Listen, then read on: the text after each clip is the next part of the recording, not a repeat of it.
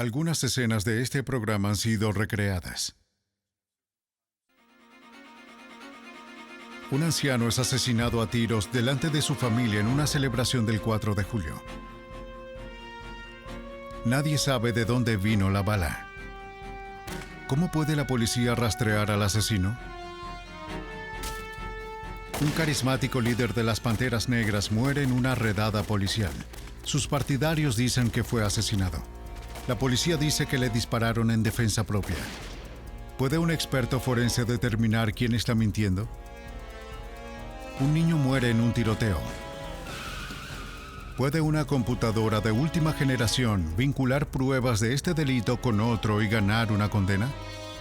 Toma una fracción de segundo para que un arma cause la muerte.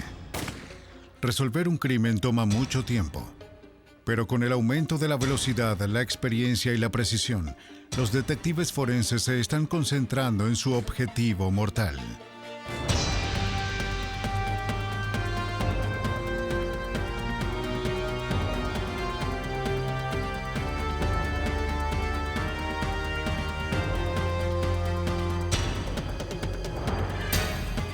Los nuevos detectives, casos estudiados por la ciencia forense. Objetivo mortal. En Bloomingdale, Illinois, 64 kilómetros al noroeste de Chicago. El 4 de julio de 1989 comenzó como cualquier otro día de celebración por la independencia. Al igual que la gente en todo Estados Unidos, las familias y amigos se reunieron para conmemorar el aniversario del país, relajándose y celebrando la tradicional barbacoa en el patio trasero. Los niños se divirtieron con bengalas, mientras esperaban ansiosamente que anocheciera y comenzara el espectáculo de fuegos artificiales en la ciudad. En la zona de picnic, el festival ofreció una gran cantidad de atracciones para que todos disfrutaran. Pero para una familia de Bloomingdale, la celebración terminó en tragedia. En un campo cerca de la zona de picnic, la familia se unió a una multitud que se reunió para esperar los fuegos artificiales. El abuelo pasaba el tiempo jugando con sus nietos. Luego se cayó de su silla de repente. ¿Qué sucede? ¡Ayuda! Su esposa pensó que había tenido un ataque al corazón. ¿Está todo bien? Dos detectives fuera de servicio estaban de picnic con sus propias familias. Se apresuraron a ofrecer ayuda. Cuando voltearon el cuerpo del hombre, encontraron una herida sangrienta debajo de sus costillas, un orificio de bala. Este abuelo de 64 años había sido asesinado a tiros. La conmoción pasó de inmediato a desconcierto. Nadie había oído un disparo ni visto nada. Una búsqueda en el campo resultó vacía. No encontraron ningún arma, ni un cartucho usado. El asesinato fue el caso más desconcertante que la policía de Bloomingdale había encontrado. ¿Quién le había disparado al hombre y por qué? Hallar el misterio, forjar un vínculo entre la víctima y el asesino, exigiría todo el ingenio de los expertos forenses. El teniente Richard Vaughn es el examinador balístico del Departamento del Condado de DuPage. Tan pronto se realizó una autopsia, la policía de Bloomingdale lo llamó. El forense confirmó que una bala había golpeado a la víctima en el lado derecho y luego penetró por debajo de la caja torácica, causando su muerte. También recuperó la bala. Afortunadamente no había tocado el hueso y estaba en condiciones intactas. La tarea inicial de Vaughn fue determinar qué tipo de arma se había usado, para que él y los detectives pudieran empezar a buscar el arma y en última instancia a su dueño. Bajo su investigación, el tamaño y el peso de la bala, así como cualquier marca física, podrían proporcionar información vital. Para la evidencia de este caso, la primera pregunta sería ¿qué calibre es? El calibre se determina por el peso y el diámetro de la bala. Vaughn comenzó pesando la bala en una balanza digital. Luego la midió con un instrumento llamado micrómetro. Cuando el proceso se completó, determinó que la bala era de calibre .44. Venía de una de las armas más poderosas del mercado, Magnum 44. Varias compañías fabrican tales armas. Vaughn tuvo que determinar la marca y el modelo del que disparó la bala mortal. Colocó la bala bajo un microscopio y examinó sus características de estriado. Todas las armas dejan una serie de ranuras en espiral en una bala a medida que baja la velocidad del cañón, el número de ranuras, su ancho, y si se tuercen a la izquierda o a la derecha, varía según el fabricante. Esta bala en particular tenía 6 surcos y 6 ranuras, las regiones elevadas en el medio. Giraron en espiral a lo largo de la bala con un giro hacia la derecha. Vaughn recurrió a un dispositivo llamado unidad de proyección de medición. Le permitió determinar con precisión los anchos de cada área y surco. Con esta información, Vaughn recurrió a una base de datos informática llamada Archivo de Características Generales de Ánima Rayada, que contiene información sobre miles de armas. La alimentación en el calibre, número y anchura de los tramos y ranuras, y el giro direccional de la bala le permitió identificar la posible marca del arma. Teníamos un ancho de ranura de 3,27 milímetros. Cuando nos referimos a la categoría de calibre 44 Magnum, observará que la marca y modelo probable de arma de fuego que podría haber disparado la bala de evidencia era un arma de fuego fabricada por Strong Ruger y el modelo sería el modelo Red Hawk. En 2 horas, Vaughn desarrolló una prueba vital. El arma era un Strong Ruger Red Hawk 44 Magnum, pero la búsqueda en las tiendas de armas locales no reveló ningún registro de venta de alguna de este tipo. Vaughn decidió que la única forma de rastrear al asesino era encontrar desde dónde se había disparado la bala. Un manual de municiones le decía que una Ruger Red Hawk 44 Magnum tiene un alcance máximo de aproximadamente 2,5 kilómetros. Pero las posibilidades de localizar el lugar donde se había disparado la bala en un área tan grande son casi imposibles. Para reducir el área de búsqueda, Vaughn regresó al lugar del asesinato para reconstruir el incidente. Todo lo que necesitaba era un maniquí, una silla de jardín y una varilla de madera. Sentó al maniquí en el mismo lugar y posición de la víctima.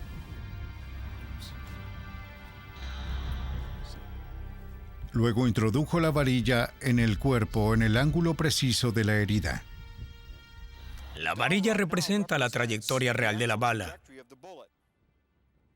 En vista de que tenemos una herida aquí en el lado derecho y la bala fue recuperada en el lado izquierdo, notará que la varilla está apuntando en esta dirección. Ahora nos referiremos a esto como la supuesta trayectoria de la bala. La varilla apuntaba aproximadamente hacia el noroeste. Si Vaughn tenía razón, esa era la dirección desde la que se había disparado la bala. En su laboratorio comenzó a trazar el mapa del área donde la policía debería centrar su búsqueda. Este es un mapa específico de Bloomingdale que pude obtener en el Departamento de Carreteras y que demuestra o representa el área de búsqueda.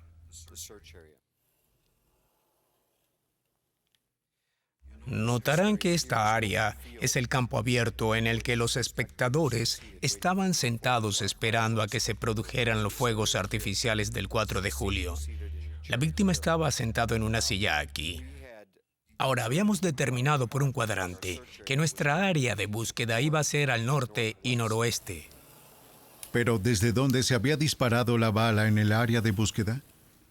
Las referencias de Vaughn le dijeron que la velocidad de la boca de una Red Hawk es de 366 metros por segundo, pero a partir de la herida de 38 centímetros de profundidad en el hombre muerto, un médico forense estimó que la bala se ralentizó a menos de 213 metros por segundo cuando impactó. Con la ayuda de un experto en balística informática, Vaughn calculó hasta dónde debe haber llegado la bala para que su velocidad se redujera a esta magnitud. Nos percatamos de que la velocidad de impacto era de aproximadamente 137 a 213 metros por segundo y que tendríamos que centrar nuestra búsqueda en un área entre 457 y 640 metros. Nuestra área de búsqueda estaría en este espacio de aquí. Lo que hicimos fue establecer un cono de origen, por así decirlo, en el que centraríamos nuestra búsqueda desde esta línea representada aquí hasta esta carretera que está representada aquí. Después de delimitar el área de búsqueda, Vaughn y la policía peinaron los vecindarios entre 457 y 640 metros al noroeste de la zona de picnic. Llevaron a cabo entrevistas puerta a puerta, buscando cualquier prueba de que se hubiera disparado un arma de gran calibre. Finalmente llegaron a una residencia en la avenida Lawrence. En la búsqueda del patio trasero hicieron un descubrimiento crucial. En una esquina había un recipiente de 55 galones perforado con agujeros. Vaughn sintió que podían haber sido hechas con balas del calibre 44. Los bordes mostraban pocos signos de óxido, lo que sugería que eran nuevos. ¿Habían sido hechas por la misma Magnum que asesinó al anciano? Para averiguarlo, Vaughn tuvo que recuperar una de las balas y compararla con la del hombre muerto. Se apoyó en las varillas para orientarlo en la dirección correcta. Con suerte, lo conducirían a una bala. Tenemos pruebas de que los disparos se hicieron en un ángulo un poco más alto del que salieron. También notarán que el metal de este lado tiene una hendidura aquí que se dobla dentro, lo cual indica que es por donde entró la bala. Y en el otro lado tenemos evidencia de que la bala sale donde el pliegue metálico se dobla hacia el exterior. Esto indica que la bala salió. Tomaremos esta varilla ahora y reconstruiremos la trayectoria. En otras palabras, la trayectoria de vuelo de la bala desde el momento en que impactó el recipiente de 55 galones hasta su salida. Se puede ver el metal alrededor del perímetro y su pliegue indica su salida. Esto demostraría que esta bala continuó en una trayectoria de vuelo recta. Lo más probable es que hubiera golpeado el césped en algún lugar de aquí. Lo que tenemos que hacer es centrar nuestra búsqueda en esta área.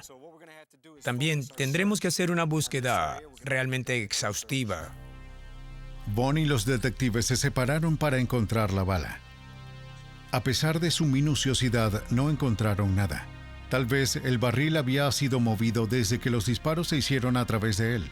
Si es así, se necesitarían detectores de metales para buscar en un área más grande. Entonces, uno de los ayudantes del alguacil se le ocurrió una idea. Quizás los que dispararon habían quemado troncos en el recipiente mientras lo usaban como blanco. Tal vez las balas estaban en una pila de cenizas. Revisó las cenizas y encontró lo que estaba buscando. Si Richard Vaughn pudiera probar que la bala vino de la misma arma que asesinó al anciano, tendría la pista que necesitaba. Voltéalo, voltéalo. Cuando un hombre murió en un picnic en Bloomingdale, Illinois, el 4 de julio, la policía solo tenía dos pistas: la bala recuperada en la autopsia y la herida que causó. Ahora el examinador balístico Richard Vaughn tenía una segunda bala, encontrada cerca del recipiente de 55 galones. Una comparación de las balas le diría si provienen de la misma arma. Cada Ruger Red Hawk Magnum deja marcas de estrías similares en una bala, 6 ranuras y surcos con un giro a la derecha. Pero cada arma también deja su propia firma única e individual en las balas que dispara, producida por pequeñas irregularidades en el rifle. La bala encontrada en el recipiente estaba deformada por el impacto, pero Vaughn todavía pudo discernir varias marcas distintivas. Fueron suficientes para concluir que provenían de la misma arma que asesinó a la víctima. El sospechoso estaba cerca, pero una pregunta seguía pendiente. ¿Podría una bala disparada desde el patio trasero viajar sin obstáculos 800 metros hasta el lugar del picnic? Vaughn solicitó la ayuda de una empresa de ingeniería para examinar la posible trayectoria de la bala. Registraron las elevaciones del terreno, las posiciones, alturas de cada casa y árboles entre las residencias de la avenida Lawrence y el área del picnic. Luego construyeron un diagrama. La línea roja muestra la trayectoria calculada de la bala. La línea oscura aquí indica el terreno. Hemos documentado aquí las viviendas que están dentro de la línea de la trayectoria de la bala. Lo que pudimos determinar que fue esta residencia en particular, por ejemplo, la bala iba directamente a su derecha. Esto indica dónde estaba el arma. Esta es la valla que estaba detrás de la propiedad de los sospechosos. Y este es el área donde la víctima estaba sentado. En su viaje de 800 metros hasta el área de picnic, había muchos posibles obstáculos. Sorprendentemente, la bala no le dio a ninguno. ¿Pero tendría todavía suficiente poder para asesinar una vez que llegara ahí? Para presentar su caso, Vaughn tenía que probarlo. Acudió al experto en balística de heridas Martin Fackler, que había ideado una forma estandarizada de probar hasta qué punto una bala penetra en la carne humana cuando viaja a distintas velocidades. La profundidad de la herida depende de la velocidad de la bala. Para simular el poder penetrante de una bala después de un vuelo de 800 metros, se retira algo de pólvora para reducir su velocidad a entre 122 y 213 metros por segundo. Esto se conoce como un tirador de inercia de bala. Y vamos a usar esto para tirar y separar la bala del estuche del cartucho, de modo que podamos retirar el polvo del estuche del arma. Vaughn cuidadosamente inclina una cantidad medida de la pólvora. Es un proceso de ensayo y error. Vacía algo de pólvora, dispara una bala. Mide la velocidad de la bala. Si es demasiado alto, se quita un poco más de la pólvora. Si es demasiado bajo, se quita menos de la siguiente ronda. Para asegurar que la bala impacte en el bloque a la velocidad prevista, su velocidad se mide con un temporizador electrónico. A esto se le llama cronógrafo.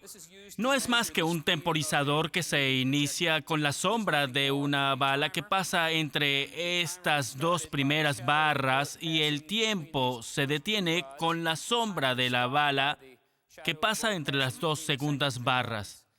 La velocidad en metros por segundo del proyectil se registra en la parte delantera de la máquina. Finalmente, cuando todo está listo, la bala de prueba se dispara contra la gelatina. ¡A cubierto! La bala viajó 38 centímetros, casi idéntica a la profundidad de la herida fatal. Al igual que la bala encontrada en la víctima, no se había deformado. La prueba demostró que la bala tenía suficiente poder para asesinar al hombre a 800 metros de distancia, lo que es una prueba más de que el disparo había sido hecho desde la avenida Lawrence. Los resultados de la prueba de Vaughn dieron al asistente del fiscal del estado, Joe Burkett, motivos para entregar una orden de registro a Robert Loxton, residente de la casa donde encontraron el recipiente. Loxton admitió que él y su novia celebraban el 4 de julio, pero al principio negó tener un arma. Como delincuente exconvicto, era ilegal que poseyera una. Mintió sobre todo hasta que se enfrentó a hechos que conocíamos y que habíamos incluido en la orden de arresto, y finalmente confesó e implicó a su novia también en el tiroteo. Bajo la presión de Burkett, Loxton presentó un Strom Ruger Red Hawk de calibre 44. Más tarde confesó y reveló los acontecimientos de su fiesta. Comenzó con una barbacoa para unos pocos amigos. Por la tarde, Loxton había entrado a la casa a buscar su Ruger Red Hawk.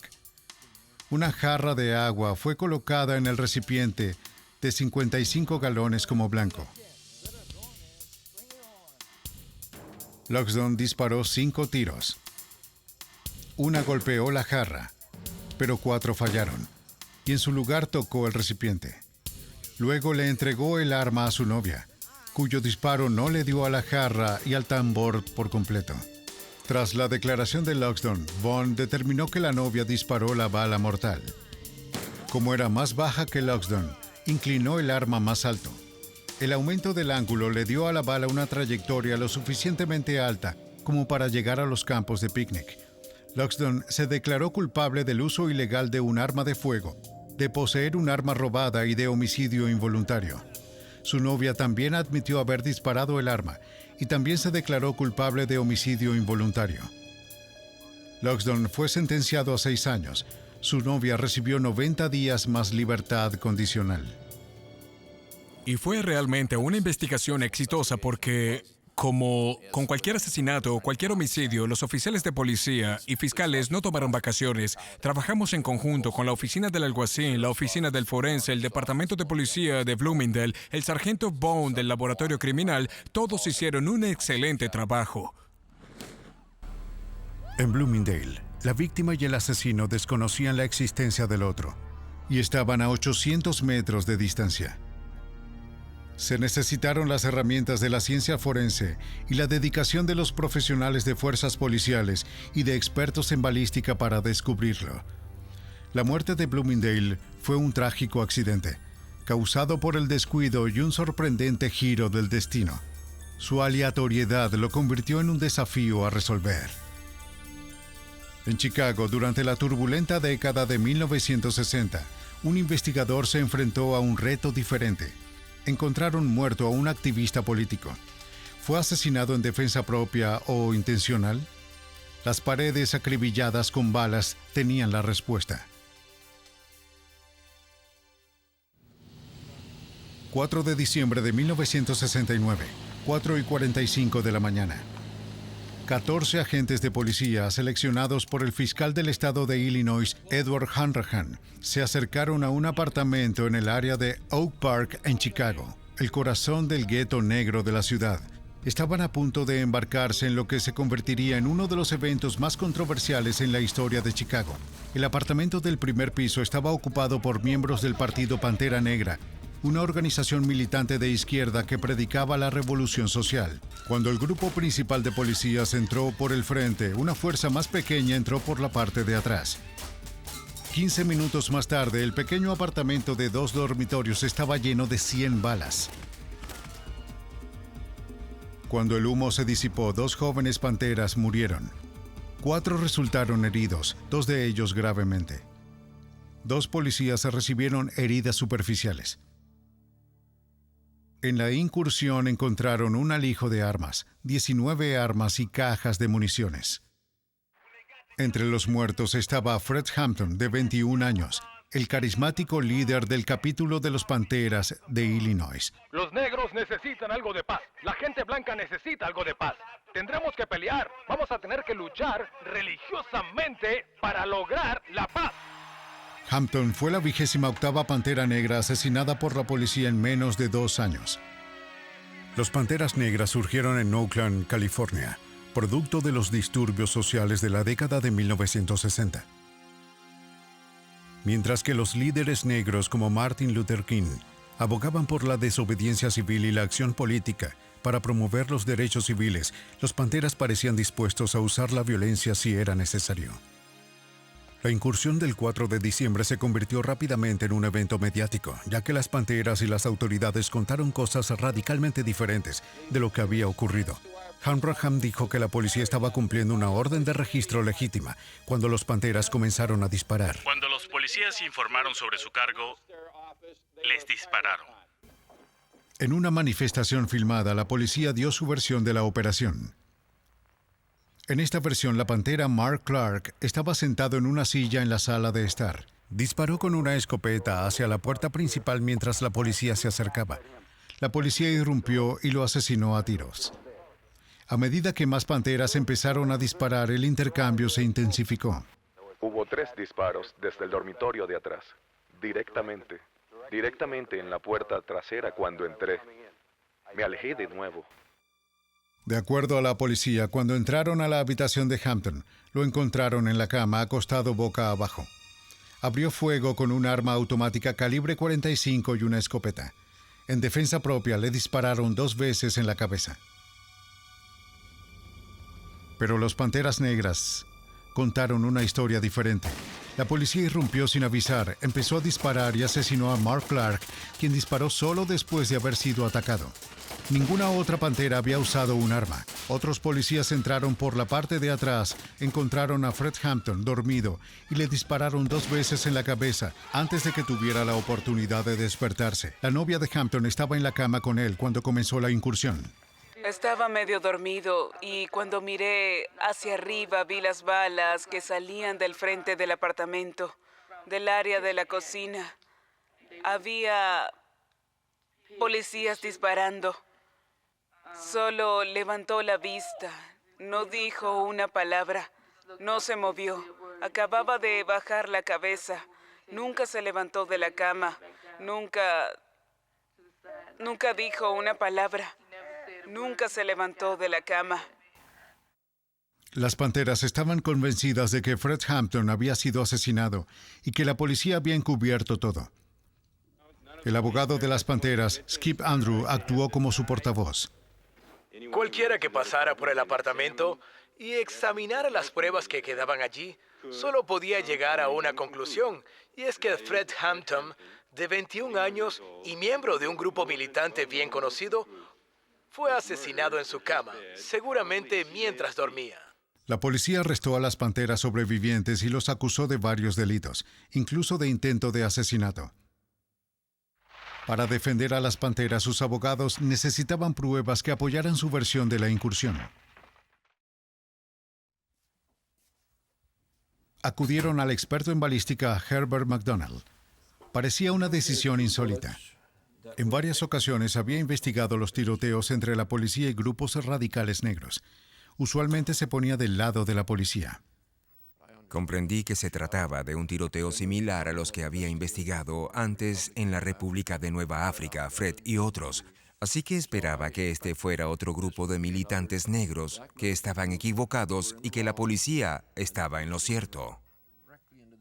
Cuando McDonald vio su rol, tuvo que decidir si la policía o el relato de la redada de los Panteras revelaban la verdad. Para determinar esto, tendría que reconstruir la redada a partir de agujeros de bala y balas gastadas en el apartamento. Se necesitaría la habilidad de McDonald para averiguar qué sucedió. Entró en el apartamento a través de un pequeño vestíbulo que conducía a la sala de estar.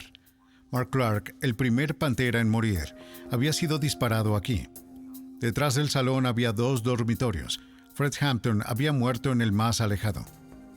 Finalmente, en el fondo estaba la cocina, por donde había entrado la retaguardia de la policía. McDonald comenzó su investigación en la sala de estar. Pasé 10 horas y media recogiendo pruebas, tomando fotografías y observando las trayectorias de varias balas.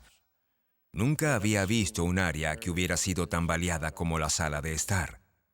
En la pared del sur había 45 agujeros de bala de varios calibres. Los más grandes eran de calibre 45 y fueron disparados con una ametralladora Thompson. Hubo disparos de escopetas y hubo de calibre 30 y 38. El hecho de tener diferentes tamaños hizo que fuera algo fácil establecer cuáles fueron disparados con diferentes armas. ¿Quién había hecho esos disparos? ¿Las Panteras o la policía? McDonald esperaba que su investigación le diera la respuesta. Pasen. Mientras los visitantes recorrían el apartamento, McDonald se puso a trabajar desempacando las herramientas simples de su oficio. Una cámara, un cuaderno, una regla y una cuerda. Pronto hizo una petición curiosa. Le pregunté si podía traer unas pajillas y unas varillas. Las Panteras salieron, algunos de ellos, y regresaron muy rápido con un gran puñado de pajillas y un paquete de varillas pequeñas. Después de medir la posición exacta de cada agujero en la pared de la sala de estar, McDonald introdujo suavemente las varillas y las pajillas. Siguiendo la dirección de una varilla, podía trazar la trayectoria de una bala. Las pajillas protegían los agujeros, asegurando que una espiga no golpeara el yeso y destruyera la evidencia. Cuando terminó, el resultado fue sorprendente. Las 45 balas habían sido disparadas desde la puerta de la sala de estar. Todas debieron venir de la policía cuando irrumpieron en la habitación. Cuando comencé a mirar el número de agujeros de bala, se hizo evidente que la gran mayoría parecía estar entrando en el apartamento en lugar de salir. La investigación parecía estar favoreciendo la versión de los Panteras acerca de la redada, pero la policía se apresuró a exponer su caso. En una entrevista con el Chicago Tribune, Hanrahan mostró una fotografía de agujeros de bala en la moldura alrededor de la puerta trasera. Lo llamó prueba irrefutable de que los Panteras habían disparado a la policía cuando entraron por la parte de atrás del apartamento. Los reporteros estudiaron las fotos. Una de las dos fotos que le dio Tribune tenía 2 agujeros de bala en lo que se suponía que era el lado derecho de la puerta trasera. Pero cuando los reporteros inspeccionaron el apartamento, encontraron que las marcas no eran agujeros, sino clavos. Hanrahan se retiró. He dicho que hemos publicado las fotos. No hemos caracterizado ni descrito las condiciones que describen. Aparte de decir que es una representación exacta de ese objeto en particular. Ahora la policía cambió su historia. Las balas de las Panteras, según decían, entraron con la puerta abierta. Eso no es lo que McDonnell encontró. Las afirmaciones de que se dispararon balas contra la policía por la puerta trasera son injustificadas. No hay manera de que las balas no hayan golpeado a una persona en la puerta, y si se les pasara por alto, habrían chocado contra una pared de ladrillo. McDonnell continuó su investigación en el dormitorio delantero, donde descubrió que las balas en la sala de estar habían atravesado la pared. Mientras estaba en el dormitorio, notó que la puerta también estaba perforada por las balas. Contó 25 impactos. La policía había dicho que los Panteras les dispararon en el dormitorio y se negó a dejar de disparar a pesar de las órdenes de los agentes. A primera vista, la puerta parecía confirmar esta parte de la historia de la policía. Todos los disparos en la puerta vinieron de adentro hacia afuera. Exactamente lo que se esperaría si los Panteras en el dormitorio hubieran disparado a la policía. Pero había un rompecabezas. Ninguno de esos 25 disparos le dio a un oficial, ni había rastros de ellos en el pasillo. Si esas balas hubieran sido disparadas cuando la puerta estaba cerrada, como dijo la policía, habrían golpeado el pasillo justo enfrente de la puerta de ese dormitorio. No hubo ni un solo punto de impacto. Así que teniendo las varillas entre la sala de estar y el dormitorio empotradas, pude abrir la puerta hasta el final y luego todo lo que tuve que hacer fue empujar las varillas desde el lado de la sala de estar y de los 25 agujeros de la puerta. 25 se explicaban por las balas que salían del salón cuando la puerta estaba abierta. Cuando se hicieron estos disparos, la puerta del dormitorio estaba abierta, más o menos paralela a la pared del dormitorio. Las balas disparadas por la policía en la sala de estar pasaron a través de la pared y luego continuaron a través de la puerta. A estas alturas las pruebas eran abrumadoras. De todas las balas disparadas, solo una escopeta en la puerta de la sala, parecía haber sido disparada por un Pantera Negra.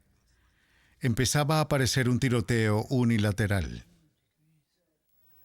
Hubo al menos 99 disparos entrando. Era 99-1. Las balas no salían, las balas entraban. ¿Pero qué pasó en el dormitorio de atrás cuando Hampton perdió la vida? ¿Estaba esperando en la cama listo para disparar, como dijo la policía?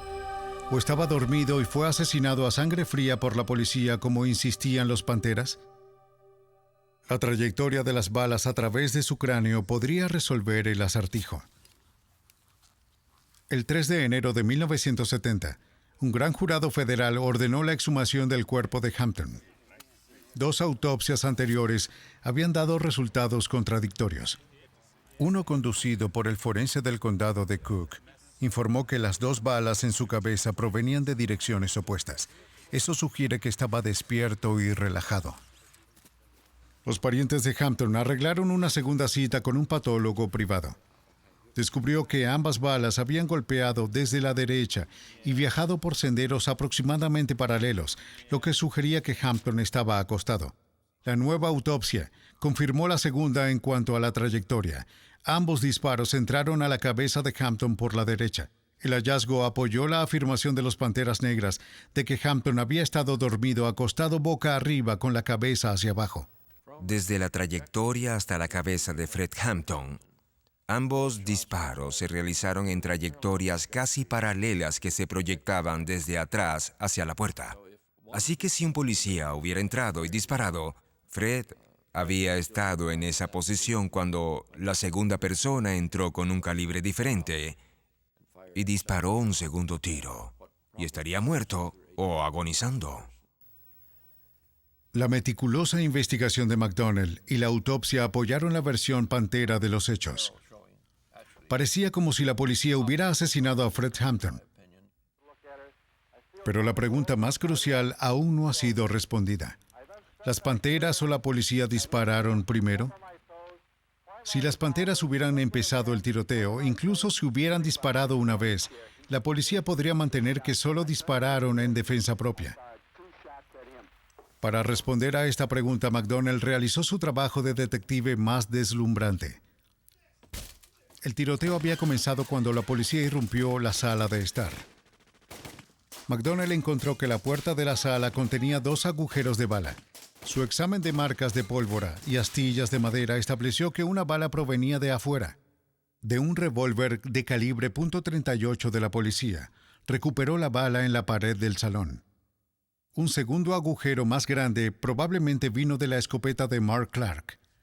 Después de hacer un agujero en la pared de la puerta, la bala atravesó una pared y terminó en el hueco de la escalera fuera del apartamento.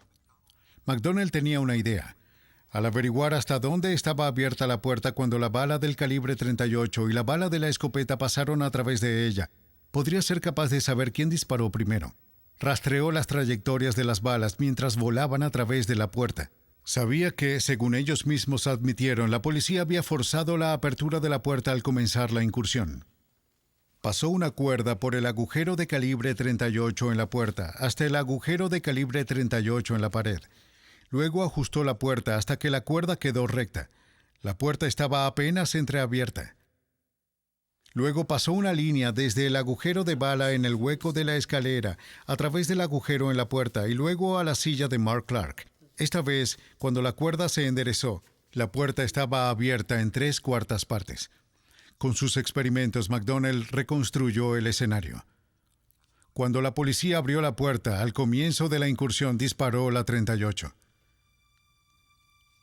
Al abrirse más, se disparó una escopeta de los Panteras. Esa fue la única evidencia de que cualquier arma fuera disparada. La conclusión de McDonnell fue clara. La policía disparó primero. Según los hallazgos de McDonnell, la policía irrumpió disparando un arma calibre 38, mientras abrían de golpe la puerta de la sala de estar. Una pantera, presuntamente Mark Clark, devolvió el fuego. Mientras el fusilamiento de balas de la policía entraba en el apartamento, las panteras huyeron al segundo dormitorio donde intentaron en vano despertar a Fred Hampton. Cuando la policía llegó al dormitorio, le dispararon a Hampton 2 veces en la cabeza. En la corte, los cargos contra los 7 panteras negras sobrevivientes fueron finalmente retirados. Nunca se admitió ninguna acusación contra el fiscal del estado Hanrahan, ni contra los 14 agentes implicados en la incursión. Pero la credibilidad de Hanrahan se vio afectada y su carrera política arruinada. 12 años después, en una demanda civil presentada por los sobrevivientes de las panteras, los atacantes fueron declarados responsables y la ciudad ordenó pagar 1.8 millones en daños y perjuicios. La investigación detallada de McDonnell ayudó a inclinar la balanza y asegurar que al final se hiciera justicia. Han pasado 30 años desde la muerte de Fred Hampton, pero hoy en día la resolución del crimen requiere tanta tenacidad e ingenio como siempre. Los investigadores encontraron un nuevo aliado en la computadora. Está demostrando que el pasado de un criminal puede alcanzarlo.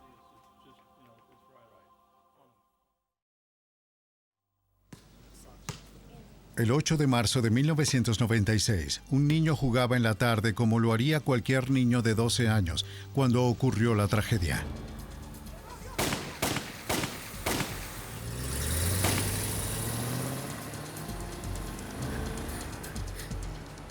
¡Oh, cariño!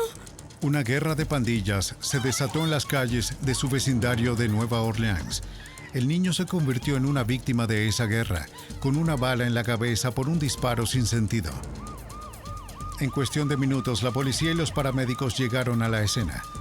Se apresuraron a salvar la vida del niño, pero desde el principio el pronóstico parecía sombrío. Los detectives de homicidios del Departamento de Policía de Nueva Orleans comenzaron a entrevistar a los testigos del caso. 2 hombres que habían corrido por seguridad cuando ocurrió el incidente regresaron a la escena. Uno de ellos era el tío de la víctima. Los hombres admitieron ante la policía que ellos eran las víctimas. Reconocieron el auto e identificaron al hombre del gatillo como Kevin Jordan, miembro de una pandilla y traficante de drogas. El niño fue llevado al hospital. 15 horas después, falleció. Revisa esto enseguida. Lo examinaré en el microscopio. Cuando comenzó la búsqueda de Kevin Jordan, los sargentos Michael Rice y John Treadaway, examinadores de armas de fuego de la policía de Nueva Orleans, comenzaron su propia búsqueda. 2 balas habían sido encontradas en la escena del crimen y una tercera había sido recuperada del niño. ¿Podrían relacionar esas balas con un arma y luego relacionar esa arma con el asesino? La bala fue colocada en nuestra sala de pruebas y fue entregada a la sección de armas de fuego para que la examinara. Al examinar la bala, descubrí que era un calibre 38 con un 6º giro de estriado derecho. La mayoría de los tiroteos con armas de fuego son semiautomáticas, pero esta bala fue disparada con un revólver. Así que pude informar a la oficina de detectives que el arma que se usó era un revólver calibre 38. ¿Pero las 3 balas fueron disparadas desde la misma 38? Para averiguarlo, Treadaway tuvo que comparar los detalles de cada una. Bien, ¿ves lo pronunciado que es esto si ves el monitor en el surco? Sí. Puedes ver que a 2/3 del camino es una buena combinación. Coincide con el siguiente tramo y en la siguiente ranura. Es un éxito. Sí, así es. Sin duda alguna, ambas balas fueron disparadas con la misma arma. Muy bien. Bien, sí, creo que es lo que necesitan. Ahora los detectives en el campo sabían que solo se había usado un revólver calibre 38. Hasta que lo encontraron. Había algo más que Treadaway podía hacer. ¡Abre la puerta, policía! ¿Qué sucede? Los detectives se enteraron del nombre del conductor. Era Henry Talley. También descubrieron que tenía un revólver de calibre 38. Hombre, por favor, deja de hacer eso. ¡Demonios, vamos! No quiero problemas. ¡Vamos, para! El 16 de marzo llegaron a la casa de Talley armados con órdenes de registro. Una búsqueda reveló parafernalia de drogas, marihuana, cocaína, crack y 3 armas, incluyendo su revólver de calibre 38. Se lo llevaron para interrogarlo. Las armas de Talley fueron confiscadas y enviadas a Treadaway en el laboratorio de balística. ¿Podría relacionar el revólver 38 con la bala que asesinó al niño? De ser así, la policía podría construir un caso sólido contra Talley y el presunto asesino Kevin Jordan, que ya había sido arrestado por sospecha de asesinato. El punto de partida fueron las pruebas de huellas dactilares. ¿Talley o Jordan dispararon el arma y dejaron huellas en el gatillo? Timothy Susenow, un experto en huellas dactilares del Departamento de Policía de Nueva Orleans, muestra cómo las encuentra. Las huellas dactilares latentes, huellas invisibles a simple vista, son desarrolladas en un proceso de 2 etapas. La primera consiste en fumigar con superpegamento. Las moléculas del pegamento se adhieren a una impresión. Se toma el superpegamento y se vierte en el plato de aluminio. Luego se coloca el plato de aluminio en una placa caliente que está dentro de este tanque. Eso calentará el superpegamento y acelerará el proceso de fumigado. Dentro de 1 hora, el arma está cocida. Ahora está lista para la segunda etapa de la prueba.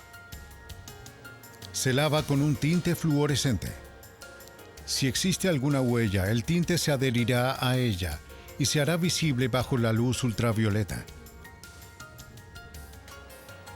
Desafortunadamente no apareció ninguna en la 38 encontrada en la residencia de Talley.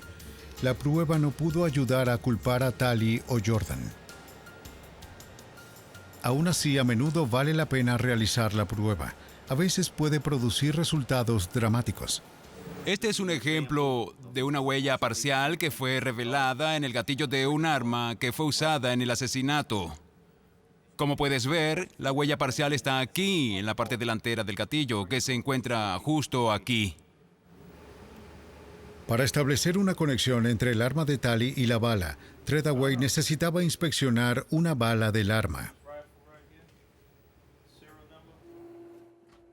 Esta es la sala de recuperación balística. Aquí se encuentra el tanque balístico en el que probamos el disparo de nuestras armas. Él es el oficial Glenn Sorpas. Él probará estas armas. Bien, voy a probar el fuego de este.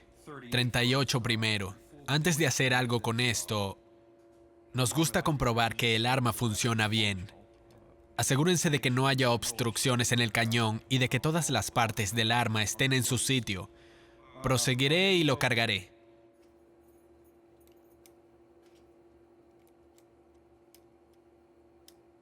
Tenemos que ponernos protección para los oídos. Hay mucho ruido aquí. El arma se dispara en un tanque de 800 galones de agua, informalmente llamado el jacuzzi. El agua detiene la bala sin distorsionar su forma ni marcar su superficie.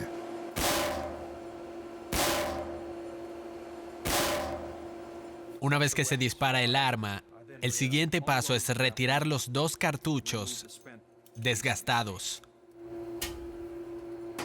El sistema de recuperación de balas es simple pero efectivo. Un mango de escoba y un trozo de masilla tonta. Una vez recuperada la bala, se examinaron sus marcas y se compararon con las balas encontradas en la escena del crimen. La coincidencia fue indiscutible. Así que realicé mi prueba de fuego y analicé la bala de prueba bajo el microscopio con las 3 balas que recibí previamente y determiné que esa arma había disparado esas 3 balas. El arma de Tali había disparado al niño. Tali y Jordan eran delincuentes ex convictos y a estas alturas la policía de Nueva Orleans ya tenía suficientes pruebas para acusar a Jordan de asesinato. Pero sospechaban que las armas encontradas en la casa de Tali habían sido usadas en otros crímenes. ¿Podría un nuevo sistema informático implicar a Tali en crímenes pasados?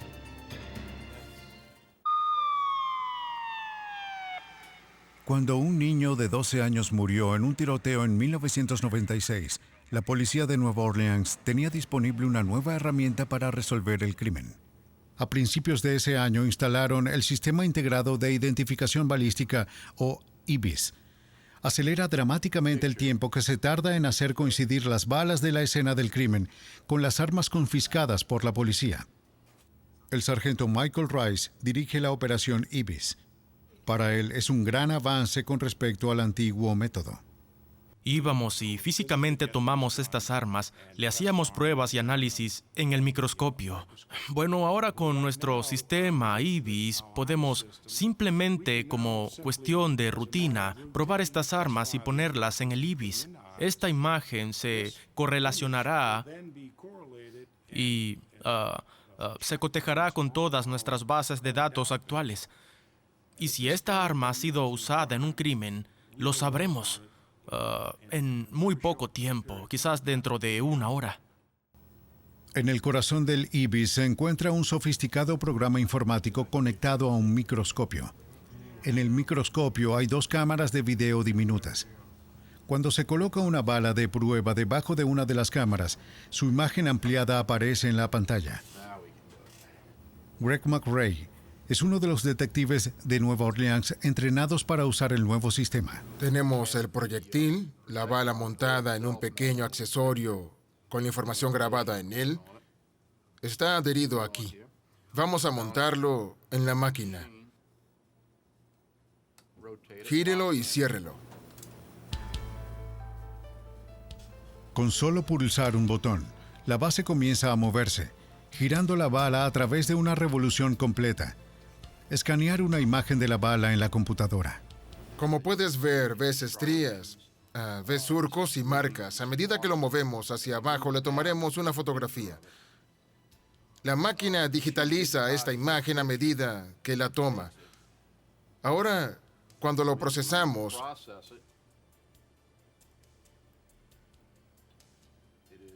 la imagen es tomada y luego procesada digitalmente desde esta máquina a la siguiente computadora que a su vez la correlacionará.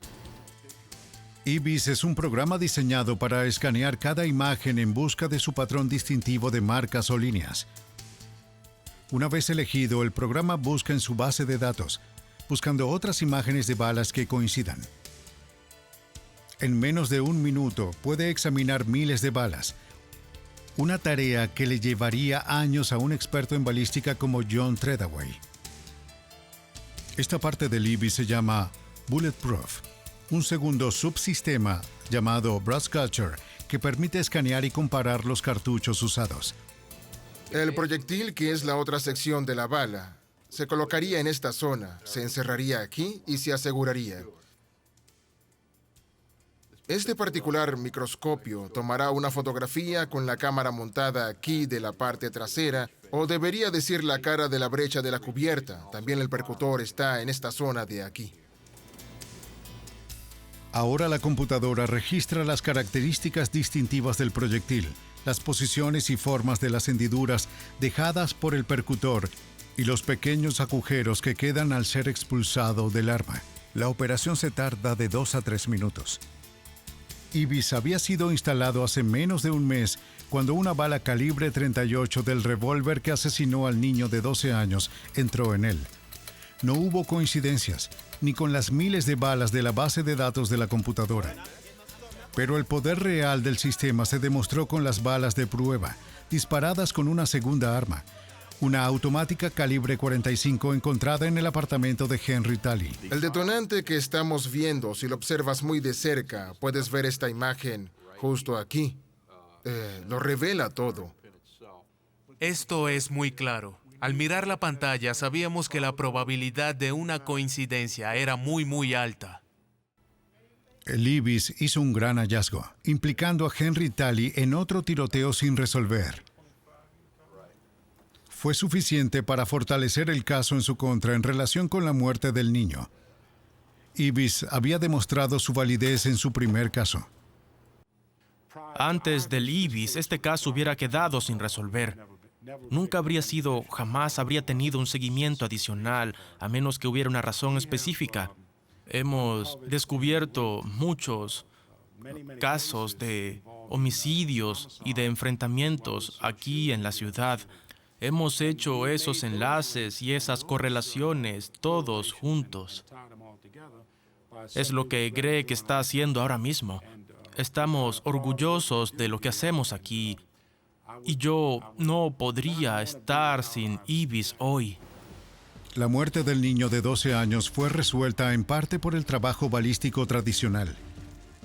Pero sin el sistema informático IBIS, la policía nunca habría conectado las armas de Talley a otro crimen, que de otro modo podría haber quedado sin resolver. Kevin Jordan y Henry Talley fueron condenados por asesinato en primer grado y ahora cumplen cadena perpetua.